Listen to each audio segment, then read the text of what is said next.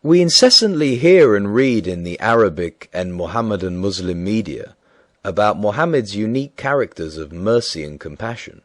How true are these attributes? I would like our listeners to share with us the knowledge that is only by divine justice that the Muhammadan records as written by their exegetes and historians uncover the facts, reality and truth about Muhammad's actual attributes. We shall show, based entirely upon these, his own followers' records in the hadiths and his biography, that Muhammad was the exact opposite of what his later and present followers want the world to believe, by the use of the most abysmal levels of misinformation, disinformation, deception, and utter and complete lies. The following examples, taken from different sources, are only the tip of an enormous garbage dump of depraved and obscene acts. Ibn Ishaq 288. The Quraysh said, Muhammad and his companions have violated the sacred month, shed blood, seized property, and taken men captive. It was always Muhammad who broke every Arabian rule and tradition to start with, and then revealed the appropriate made-to-order verses sanctifying his nefarious deeds. Ishaq 535. The women began to cry after learning about Ja'far's death. Disturbed, Muhammad told Abdul Rahman to silence them. When they wouldn't stop wailing, Allah's apostle said, Go and tell them to be quiet, and if they refuse, throw dust in their mouths.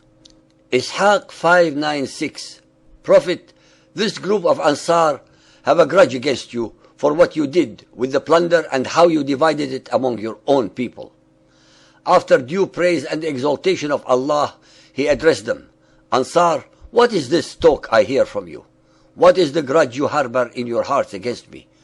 Do you think ill of me? Did I not come to you when you were erring and needy, and then made you rich by Allah? They answered, You came to us discredited when your message was rejected by the Quraysh, and we believed you. You were forsaken and deserted, and we assisted you. You were a fugitive, and we took you in, sheltering you. You were poor and in need, and we comforted you.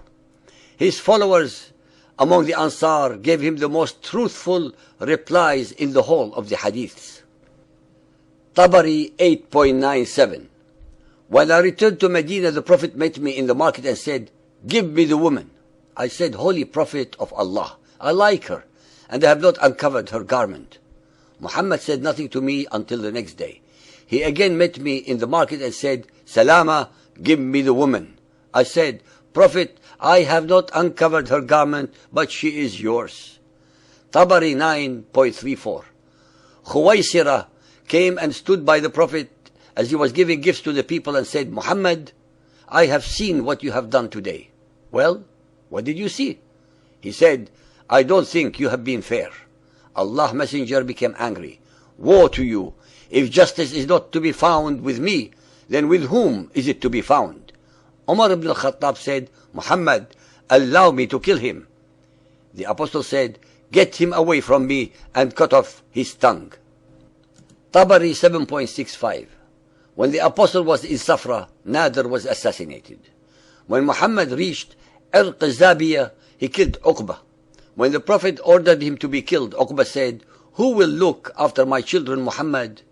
Hellfire, the apostle replied, and he was murdered. Muhammad, as portrayed in both the Quran and the Ahadith, shows his usual mercy and compassion by slaughtering prisoners of war just because they had satirized him. Tabari 8.38. The Messenger of Allah commanded that all of the Jewish men and boys who had reached puberty should be beheaded. Then the Prophet divided the wealth, wives and children of the Bani Qurayza, Jews, among the Muslims. The listener should be made aware that the Qurayza tribe was not a military organization but manufacturers in leather and metal, and more not a threat to Muhammad or his followers, except that they had wealth that Muhammad coveted and needed to acquire so that he would bribe even more pagans to his cause. The mass murder of civilians and the sea of blood that Muhammad initiated in Arabia was later on continued by his followers against millions of other nationalities in an ocean of blood on 3 continents by the Arab and Muhammadan Muslim conquerors. Ishaq 550. Muhammad ordered that certain men should be assassinated even if they were found behind the curtains of the Kaaba. Among them was Abdullah bin Sa'd. The reason that Allah's Messenger ordered that he should be slain was because he had become a Muslim and used to write Quranic revelations. Then he apostatized, rejected Islam. Muhammadan Islam welcomes all converts with open arms without informing them that if they changed their mind and wanted to opt out, they would lose their head. Ishaq 676. Asma bint Marwan said to the Aus and Khazraj of the Medina, "You obey a stranger who encourages you to murder for booty. You are greedy men. Is there no honor among you?" Upon hearing those lines, Muhammad said, "Will no one rid me of this woman?" Umayr, a zealous Muslim, decided to execute the Prophet's wishes. That very night, he crept into the writer's home while she lay sleeping surrounded by her young children. There was one at her breast. Umayr removed the suckling babe and then plunged his sword into the poet. The next morning in the mosque, Muhammad, who was aware of the assassination, said, "You have helped Allah and His Apostle." Umayr said, "She had 5 sons. Should I feel guilty?" "No," the Prophet answered. "Killing her was as meaningless as 2 goats butting heads." If killing her was so meaningless, then she could not possibly have been a threat to Muhammad. He had her murdered simply because she opposed him. Bukhari Hadith 4.256.